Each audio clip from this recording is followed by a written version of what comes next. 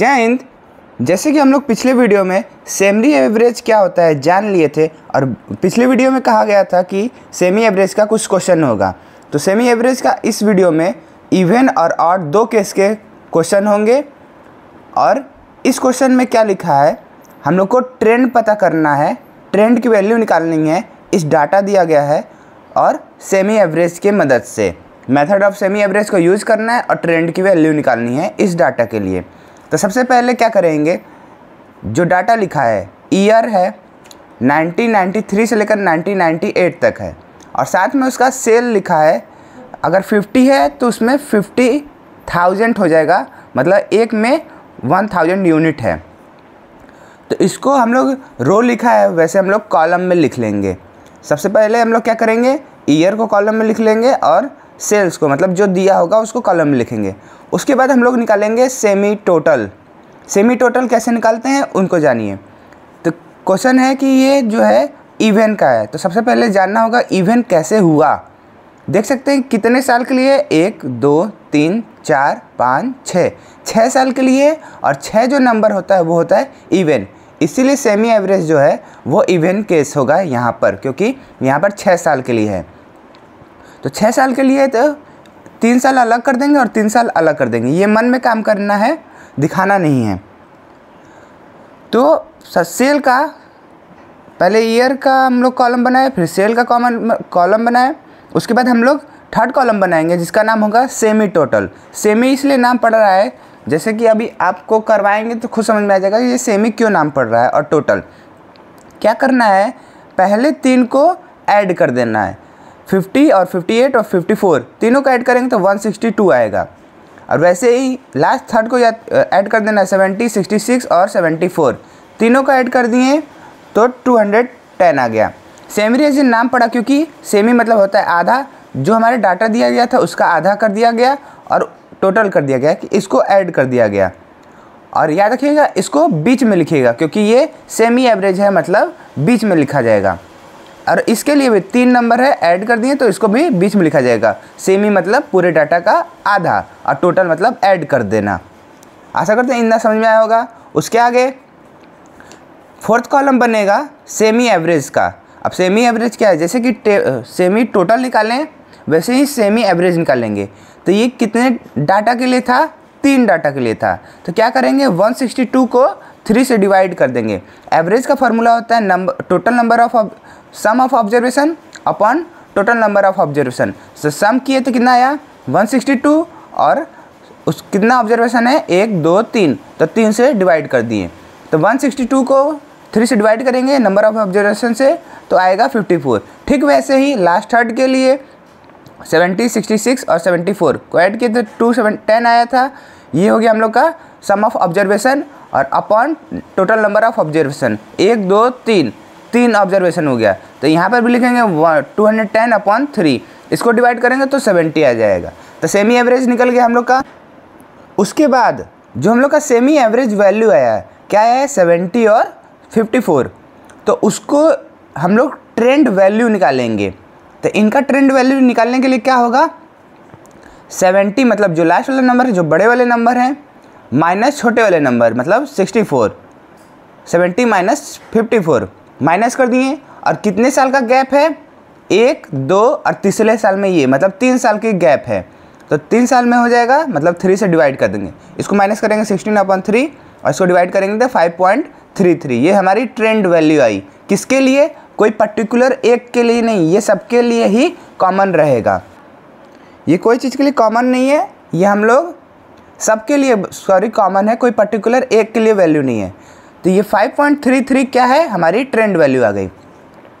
तो यहाँ पर सेमी एवरेज निकाल देते थे। उसके बाद हम लोग 5th कॉलम बनाएंगे जिसका नाम ट्रेंड वैल्यू होगा, जो कि हम लोग का फाइनल आंसर होगा। तो 54 नॉर्मल लिख देंगे इसके सामने क्योंकि इसी का वैल्यू है, और 70 भी नॉर्मल सामने लिख देंगे क्योंकि इसी का वैल्यू है। उसके बाद हम लोग की जो ट्रेंड वैल्यू आई थी वो 5.33 थी, जो कि यहाँ पर है। उसको क्या करेंगे, इसमें से माइनस कर देंगे तो ऊपर आ जाएगा, और इसी में से प्लस कर देंगे तो नीचे आ जाएगा। तो 54 माइनस 5.33, तो हम लोग का आंसर आ जाएगा 48.67। वहीं पर 54 को प्लस कर देंगे 5.3 से, तो हम लोग का आंसर आ जाएगा 59.33। तो ये हमारा 95 का आ गया 59.33 और 93 के लिए आ गया हम लोग का 48.67। वहीं पर देखा जाए अब लास्ट थर्ड वाले ईयर के लिए तो 70 है तो उसको नॉर्मल लिख देंगे। ये हमारी ट्रेंड वैल्यू हो गई किसके लिए, 97 के लिए, और हमारी ट्रेंड वैल्यू थी 5.33, तो उसको माइनस करेंगे तो पहली वाली उसके पहली वाली आ जाएगी, मतलब 97 से 96 वाली वैल्यू आ जाएगी। 70 माइनस 5.33 आंसर आएगा 6.462। वहीं पर 97 के बाद 98 आएगा, इसलिए बाद में आ रहा है तो प्लस कर देंगे, 70 प्लस 5.33 इक्वल टू 75.33। ये हमारी जो है ट्रेंड वैल्यू आ गई 80 point something, 54, 59 something, 64 something and 70 and 75 something. उसके बाद हम लोग ये हमारा फाइनल आंसर हो गया, कंप्लीट हो गया। अगर क्वेश्चन में लिखा रहेगा कि इसका ग्राफ प्लॉट करिए या नहीं कहता है तो भी आप कर सकते हैं, उससे कोई घाटा तो होगा नहीं, एडिशनल ही मार्क्स मिलेंगे अगर करना हो तो ग्राफ भी आता है, लेकिन पूछता है साइड में plot the graph by the trend value. तो क्या करेंगे, एक तरफ हम लोग का क्या है, सेल है, और दूसरी तरफ क्या है, ईयर है। तो उस समय हम लोग ईयर को भूल जाएंगे, सॉरी ईयर को एक्स एक्सिस पे रखेंगे और सेल को वाई एक्सिस पे रखेंगे। तो हम लोग क्या किए हैं, एक्स एक्सिस पे हम लोग ईयर लिखे हैं और सेल को वाई एक्सिस पे लिख दिए हैं। जैसे जैसे ईयर था वैसे हम लोग ईयर को प्लॉट किए हैं।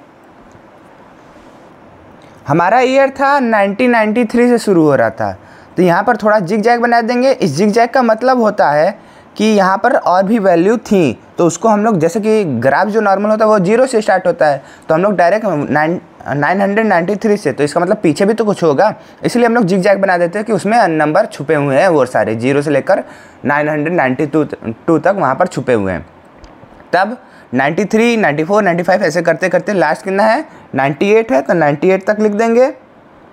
उसके बाद सेल मेरा कितना है, 50, 58, 54, 70, 66, 74, तो सबसे स्मॉलेस्ट नंबर कहाँ पर है, 50 तक है। इधर भी जिग जैग कर देंगे क्योंकि 1 से लेकर 49 तक नंबर इधर होंगे और 50 यहाँ से स्टार्ट करेंगे। याद रखिएगा जो सेल नंबर होता है सबसे छोटा रखिएगा, जैसे कि ईयर में रखें छोटा नंबर फिर हाईएस्ट नंबर, वैसे ही सेल नंबर में सबसे छोटा और हाईएस्ट क्या है, हमारा हाईएस्ट है 74, लेकिन हम लोग का जो ट्रेंड वैल्यू है वो 74 से हल्का सा देखिए ज़्यादा है, हो सकता है ज़्यादा बिल्कुल।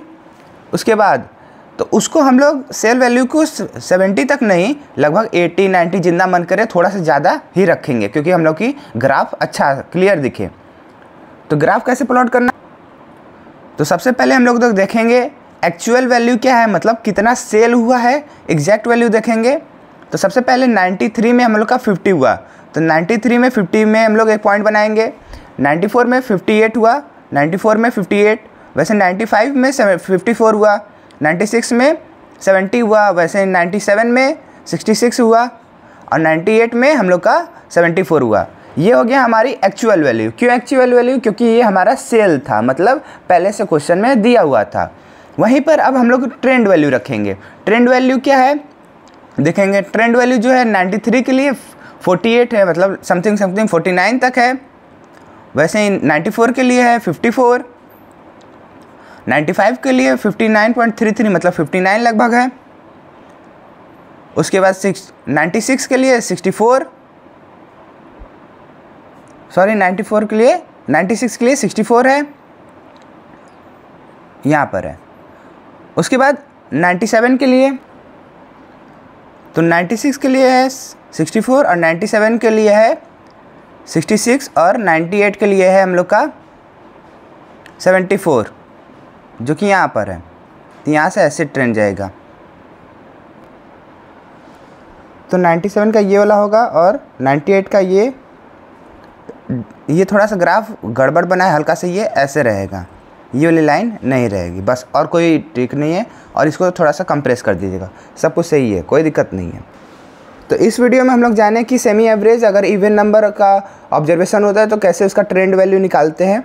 अगले वीडियो में हम लोग देखेंगे ऑड के लिए, क्योंकि लगभग 10 मिनट का वीडियो हो चुका है। तो मिलते हैं अगले वीडियो में, फिलहाल के लिए इतना ही। जय हिंद।